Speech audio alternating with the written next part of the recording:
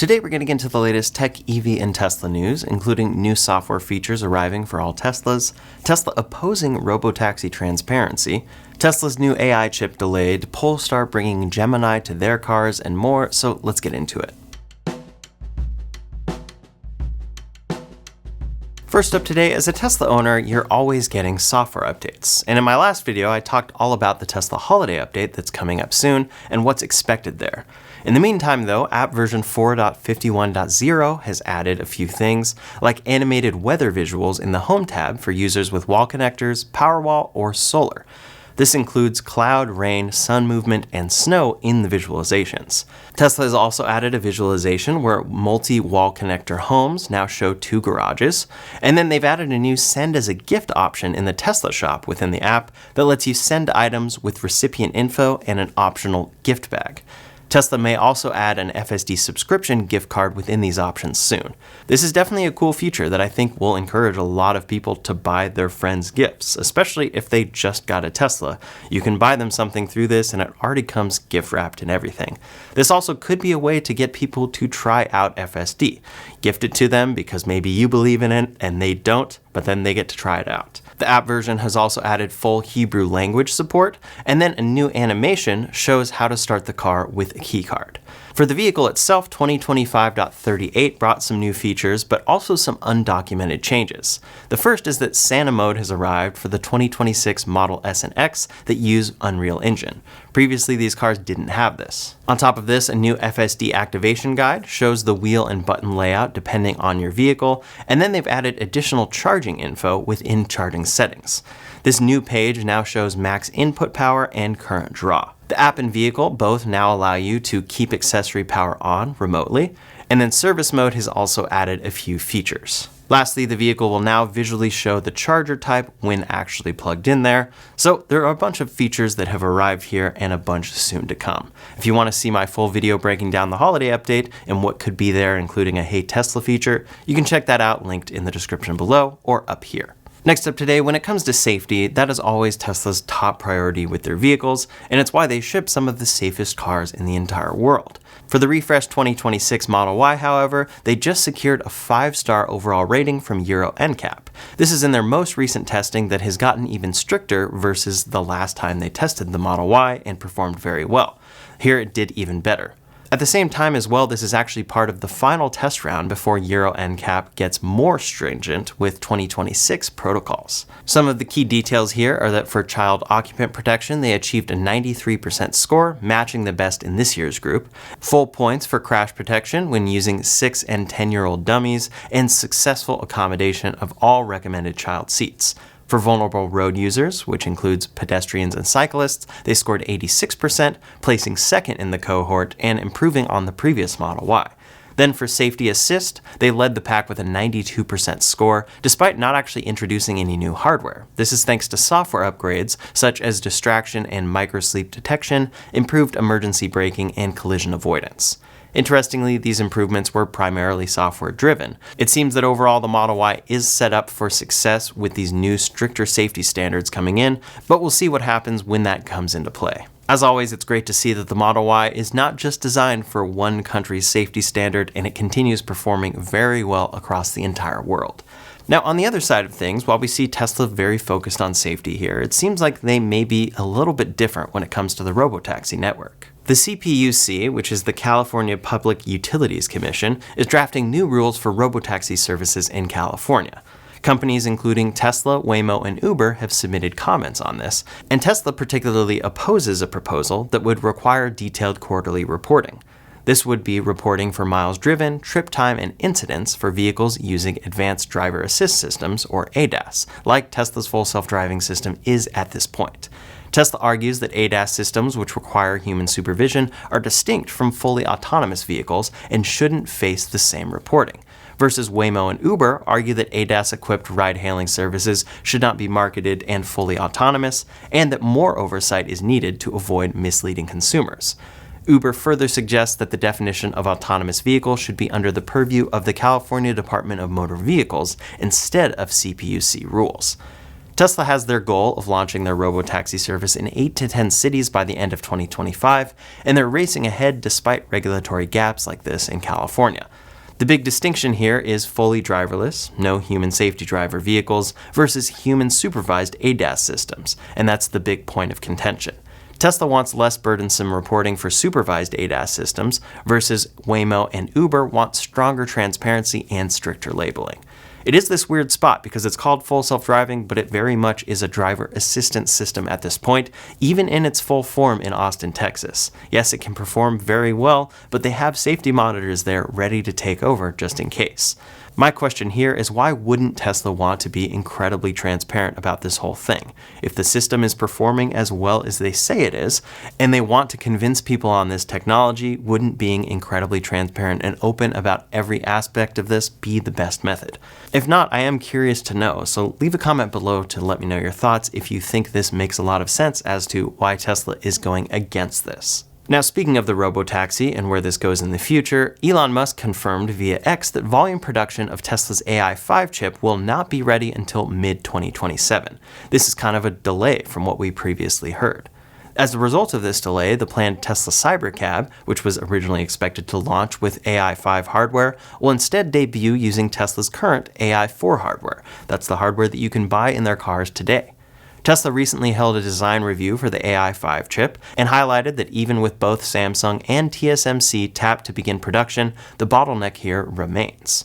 The Cybercab has been targeted for April 2026, but because AI5 won't be ready in time for that, it will launch with AI4. For some, this will be disappointing to hear, but also for some, it may be exciting to hear, because if you were in this zone of maybe wanting to wait for that new chip in the future because it's supposed to be so much better, it seems like you could probably buy now and it won't be for a long time. Elon Musk stated that while AI5 is 40 times more capable for certain inference workloads, it isn't strictly required for unsupervised autonomy. It's more of a performance and efficiency upgrade rather than an enabling upgrade. One of the key benefits is power consumption, which will be especially useful for their humanoid robot Optimus, but it's less essential for a car with such a big battery pack. This is definitely an interesting update to hear because just a couple weeks ago, Elon Musk was talking about AI5 arriving quite soon. I think he talked about all of the chips up through AI8 as well, which is pretty crazy considering we're still 2 years off from seeing this next one. Either way, it's always hard to time a Tesla purchase, but it seems like if that chip was something holding you back, it will be at least a couple years off, and I wouldn't be surprised if we see it later than mid-2027, unless there's some major reason why Tesla needs to launch that chip in order to achieve their goals of self-driving. As we talked about, of course, that impacts the Cybercab and the launching of that vehicle, and this week around 15 Cybercabs were spotted in Tesla's crash test facility. This is a very good sign that they're gearing up for production here. And I think there's probably no question that they can produce this car starting in April of 2026. The real question is, will it go off the line and actually be usable without a steering wheel or pedals? And that remains to be seen. It also remains to be seen how long it takes before Tesla stops using these just internally for their own Robotaxi network and actually sells them to individuals. That will be very interesting to see. I could even see a possible initial version of this car that comes off of the assembly line without a steering wheel or pedals, but the backup safety drivers still can be there and have some sort of backup control that just isn't one of those. Of course, though, we'll see, and I would love to see full production going in April of 2026 with full self-driving operating flawlessly. As for the latest version of FSD arriving for customers, version 14.2 is officially rolling out now. For the release notes, Tesla says, upgraded the neural network vision encoder, leveraging higher resolution features to further improve scenarios like handling emergency vehicles, obstacles on the road, and human gestures. This also tracks miles accumulated on self-driving, which is definitely a cool update to see. Hopefully this does fix some of the big issues we've seen with the last version, but we'll have to see. I've kind of had a mix here. I drove to San Diego and back yesterday, and overall it was very good, and it was even doing a good job in the absolute pouring rain. However, there have been other times where I just turn it off because it's too stressful and I really need an update to fix things. Now, real quick on the more personal side of things, many may not know that I'm a drummer that specializes in jazz. Lately, I've been recording or playing with Seth MacFarlane, Jeff Goldblum's band, Leve, and other jazz artists, so I finally started my own jazz channel called Sessions with Shaw. My goal overall here is to create a classic jazz show feel, like one from the 60s. It's all live recorded in the same room, and then we have interviews with the special guests. We've had a lot of incredible guests so far and have many more to come, so I hope that you'll check it out. The channel and a song featuring the legendary Joel Fromm are both linked in the description below. Next up today, over in China, Tesla has released 2 new vehicles that haven't been on sale for quite some time. What's interesting this time is that these cars definitely arrived in the United States first, and that's because it's the Model S and X refresh for 2026. Many at this point wonder if the Model X will even sell at all in China, given how feature-packed the Model YL is over there at a reasonable price. But these are finally arriving over in China and still produced at Tesla's Fremont factory in California. For now, they're only available to purchase in inventory, so you can't custom order these cars, but if you want one, they will be arriving soon. As for the upgrades in the 2026 version, this includes new paint options, new wheel styles, a facelift for the Plaid version that is quite noticeable, a front bumper camera, more sound isolation, adaptive headlights, interior lighting, and then slightly improved range. Overall, it's just a light refresh that, in my opinion, kind of just brings it in line with Tesla's other, more affordable cars. Next up, over in California, there has been a plan for a while to ban new gasoline car sales by 2035, and this is now under serious consideration. This originally was coming from the California Air Resources Board, CARB, and although the state could enforce stricter vehicle emission standards thanks to a federal waiver under the Clean Air Act, CARB says it, quote, cannot enforce these rules at the moment. Constraints here are affordability concerns of electric vehicles for consumers, shrinking or vanishing tax incentives for EV purchases, and then insufficient EV charging infrastructure in certain parts of the state. CARB has opened up rulemaking on new vehicle emission regulations with a target to finalize this by summer of 2027, and they already have said that the 2035 goal remains very ambitious. Some other states have adopted California's model here, and since California has such a large population, they are quite influential when it comes to requirements like this because automakers have to adapt there, and they're already doing it at such a large scale that they end up doing it for the whole country. In any case, it seems that California is considering pausing or reconsidering their aggressive EV mandates, and other states will likely follow. The thing about an EV mandate is, in some places it can work, like Norway, which leads the world in EV adoption. There, it seems like it was less of a mandate and just really great incentives and really well-built charging infrastructure and more that made this make sense for the majority of that country. But of course, that's a population of about 5.6 million people. In Los Angeles alone, there are 3.88 million people. So in a country as large as the US, mandates are harder, bigger scale, and you have vastly different views and ways of living across the whole country. Also, EVs have been expensive, and they remain expensive. The $25,000 Tesla talked about in 2020 is now the Model 3 standard at $37,000. Or in theory, the Cybercab will be that car, but in time. We're just now getting the Chevy Bolt relaunched at an affordable price, but we'll see how that actually goes for Chevy and if they make a profit on it. So ultimately, EVs have to win the normal competition here. They have to make financial sense and practical sense for individuals, and I think they can and will do this in time. But I almost fully expect that these mandates will be unrecognizable come 2027 when they are changed, if they're not completely wiped away. What are your thoughts on EV mandates, though? Is this a step backwards that is unfortunate to see for California, or does it just make sense and it was coming all of this time? Leave a comment below to let me know your thoughts. Next up today, Tesla has finalized the remedy for a recall of their optional off-road light bar accessory on certain Cybertrucks. The remedy here is a bolt-on solution instead of relying solely on adhesive, and this is one of those things that I think a lot of people saw coming a mile away.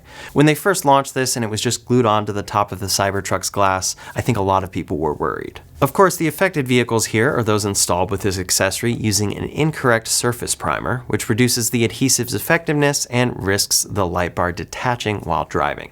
The new service procedure includes installing a mechanical anchoring bracket to secure the light bar to the vehicle's roof structure.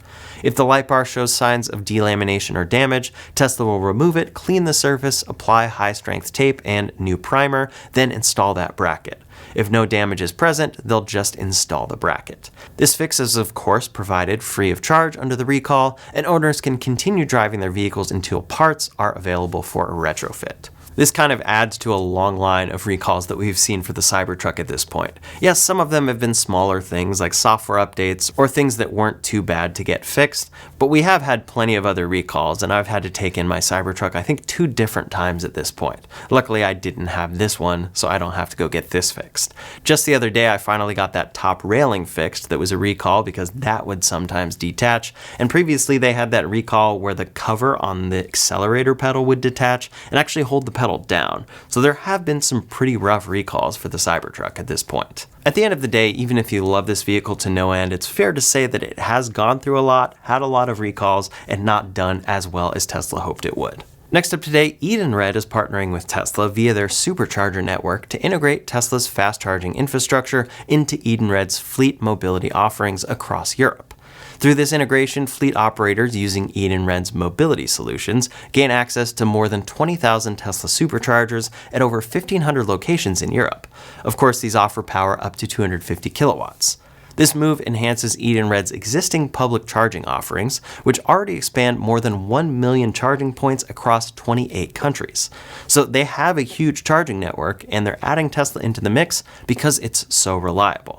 That is one of the best things about Tesla as a whole is their Supercharger network, and it's not just the network itself, it's the hardware itself that enables that network. So Tesla is finally partnering with third-party operators to offer their hardware, and I think that's kind of the best of both worlds. We get expansion here to areas that other people want to operate in, but it has the most reliable hardware out there for charging. I'm very glad to see this expansion and curious to see even more expansion in the future and more partners with Tesla's Supercharger hardware in particular. Now over in the US, Tesla has officially launched the Supercharger station that is owned by a third party but managed and operated by them. The location is Suncoast Charging in Land O'Lakes, California, with 8 charging stalls. This station is part of Tesla's Supercharger for Business program, where property owners can buy the hardware and do the installation, but Tesla handles operations, maintenance, and billing. Traditionally, of course, Tesla has owned and operated most of its Supercharger network, so this move does shift the model somewhat to allow external capital for expansion.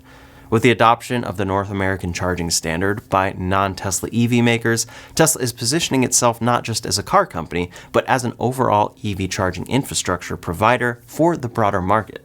This enables third-party ownership of stations, while Tesla retains software and experience control. Overall, it seems like this is a smart move because it allows third parties to build out these stations, and overall this can scale much faster with Tesla still maintaining control over how the system works and ensuring that it's reliable and their hardware is not going to waste. Next up today over at Polestar, they have announced that Gemini, the next generation AI voice assistant from Google, will be rolled out to every Polestar model via an over-the-air software update. Gemini builds on the existing Google Assistant that is already built into Polestar cars, but adds a lot of deeper conversational capabilities. You'll be able to follow up with questions and then have a Gemini Live mode where drivers can say, "Hey Google, let's talk," and have a more realistic dialogue with your car. This is overall kind of the feature many were hoping would come to Tesla vehicles via Grok, and maybe that is still to come, but it hasn't arrived yet. This rollout is expected to begin in 2026, starting with US English, and then support other languages soon. Polestar has already previewed this technology, and overall this move signals Polestar's strategy of elevating the digital and in-car experience.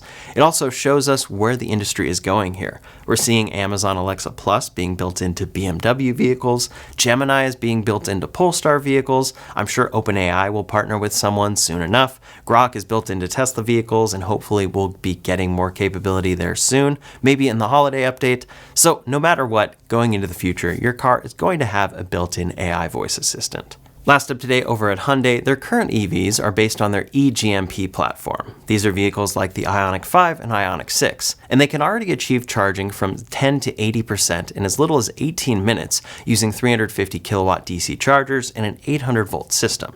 Of course, you have to find the right charger operating in those circumstances, but this fast charging is possible on these cars. However, Hyundai says that that's still not sufficient for many drivers. Their expectation is that EV charging should take around 3 minutes, the same time it takes to fill a petrol or diesel car. To aim for that 3-minute target, Hyundai is working toward 400 kilowatt and higher public fast charging and battery and vehicle technologies that enable vastly quicker energy transfer. Of course, one of the biggest challenges in charging speed depends heavily on battery temperature, actual charger output, and state of charge. So achieving 3 minutes might be more perception and driver expectation than the current reality. If successful though, of course, 3-minute charging as a goal would probably entirely eliminate range anxiety, and then it would make charging stops much more seamless for longer trips, maybe even too fast. I think most EV companies are looking at the future in a similar way to Hyundai, but it will be interesting to see how long it takes for this to truly arrive. It's one thing to talk about this technology, it's another thing to prove it in a lab, and it's another to actually scale it up with the batteries, the infrastructure of the cars, the charging infrastructure out there in the wild, and more. At the end of the day though, I don't know who would be against a 3-minute EV charge if the technology is possible. That's all the latest tech, EV, and Tesla news for today, so in the meantime, if you want to see a full breakdown of what's expected in Tesla's upcoming holiday software update, you can check out that video linked up here or in the description below. Thanks so much for watching, and I'll see you on the next one.